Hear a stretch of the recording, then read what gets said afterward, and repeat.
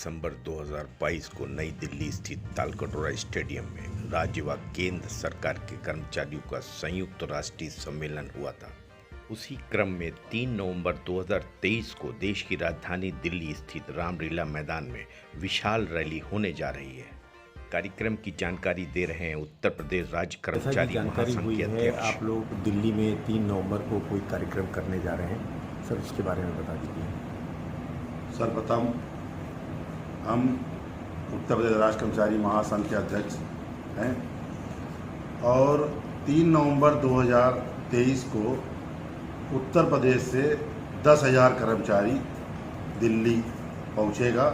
अखिल भारतीय राज्य सरकारी कर्मचारी महासंघ द्वारा 10 जून 2023 को पूरे भारतवर्ष के संगठनों से ये तय किया गया कि एक विशाल रैली दिल्ली में आयोजित की जाए, जिसमें हमारी सबसे प्रमुख मांग पुरानी पेंशन बहाली को, पीएफ-आरडीए बिल रद्द कराना, संविदा आउटसोर्सिंग स्कीम वर्कर्स कर्मचारियों को नियमित करना, 18 माह का हमारा जो कोरोना काल का में जो भत्ते रोके गए हैं उनको बहाल करना, 8वें वेतन आयोग का गठन करना, 18 माह के डीए का हमारा एरियर देना, चतुर्थ श्रेणी कर्मचारियों की नियमित भर्तियां करना, लिपिक वर्गीय संवर्ग की जो विसंगतियाँ हैं, वेतन विसंगतियाँ, उनको दूर कराना। इन मांगों को लेकर हम उत्तर प्रदेश से हजारों की संख्या में दिल्ली पहुँच जा रहे हैं। मैं विनोद बुद्धिराम कनौजिया, प्रांतीय कार्यकारी अध्यक्ष Uttar Pradesh federation of ministerial services association.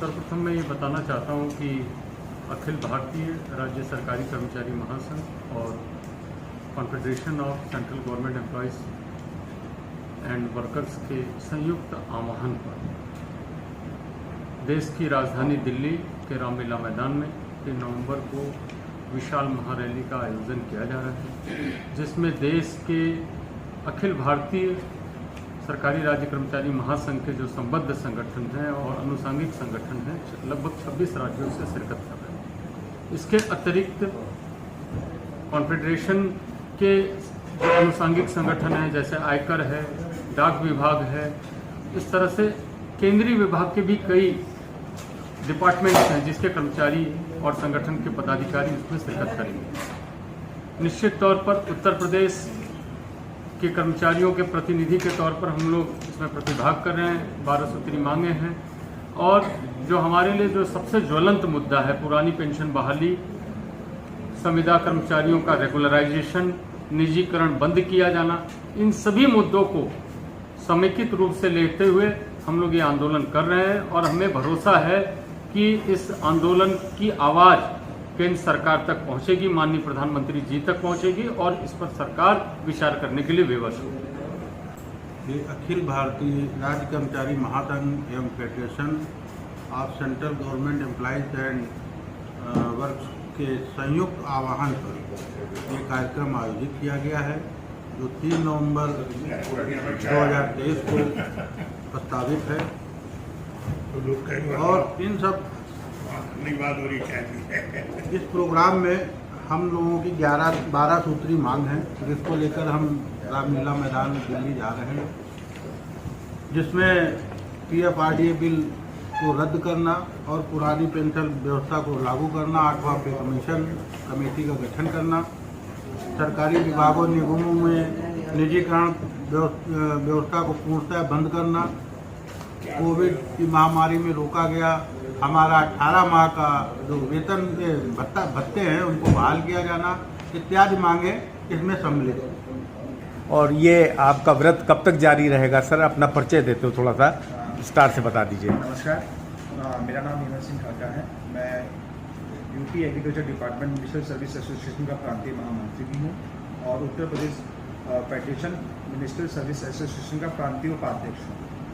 मेरी ज्वाइनिंग 1 दिसंबर 2005 तो एज ए मैथकासिक के रूप में कृषि विभाग में हुई थी और जब इस कृषि विभाग में मेरी नियुक्ति हुई थी तो उस समय क्योंकि बातें बहुत होती थी, पुरानी पेंशन बंद हो गई, लेकिन किसी को इसके बारे में, इसके साइड इफेक्ट के बारे में पता नहीं था।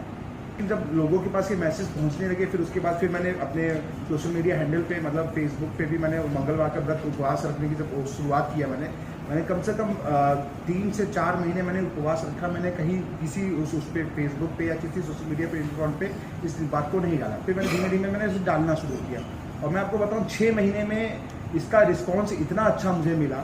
लोग जो एनटीएस से कर्मचारी हैं आज की डेट में, और वो हमारे संवर्ग के नहीं है, वो विभिन्न संवर्गों में हैं, तो उन लोगों ने उन्होंने वो आप सामने से आके पूछते हैं कि सर आपका ये व्रत कब तक रहेगा, क्यों कर रहे हैं आप ये व्रत। तो मैं उनको बताता हूँ कि ये हमारा जो एनटीएस है, क्योंकि एनटीएस की खामियां तो बहुत सारी हैं। अब ये सब लगभग ये सार्वजनिक हो चुका है कि जो एनटीएस का कर्मचारी वो रिटायरमेंट के समय में उसे जो भी उसका फंड बचेगा उसका 60% उसे मिल जाएगा, 40% उसे में जमा हो जाएगा और उसी में से उसकी पेंशन बन जाएगी। तो ये तो लगभग सारी खामियां हैं ही हैं। और एक सबसे बड़ा ड्रॉबैक है एनटीएस के कर्मचारियों के साथ कि उनकी सेवा समाप्त जैसे ही हुई तो उनके पास सरकारी सेवक उनको नहीं माना जाएगा। जैसे उनके सरकारी रिटायरमेंट के बाद उनके कई मेडिकल क्लेम्स जो होते हैं, जो पुरानी पेंशन जो साथी उनके मेडिकल क्लेम्स एक्सेप्ट करता है विभाग और उनका भुगतान करता है। लेकिन एनटीएस के कर्मचारियों के साथ ऐसा नहीं है। अगर वो रिटायर हो गया तो उसके मेडिकल क्लेम्स का भुगतान भी नहीं होगा। सरकार ये मानने को तैयार ही नहीं होगी कि हम ये जो एनटीएस के अंतर्गत जो कर्मचारी रिटायर हुए हैं ये सरकारी कर्मचारी थे भी। तो इन्हीं सब चीज़ों को लेते हुए, लोगों को जोड़ते हुए, और आज की डेट में मुझे लगता है कि हम 3 नवंबर का जो हमारा कार्यक्रम है दिल्ली के रामलीला मैदान में, वो हम अधिक से अधिक भारी से भारी मात्रा में वहाँ पहुँच कर सरकार को बहुत क्लियर एक मैसेज देंगे कि जो हम पेंशनधारियों की जो पुरानी पेंशन बहाली की बात करेगा वही इस देश में, इस प्रदेश में, और वही उसी की सरकारें आएंगी, उसी का शासन।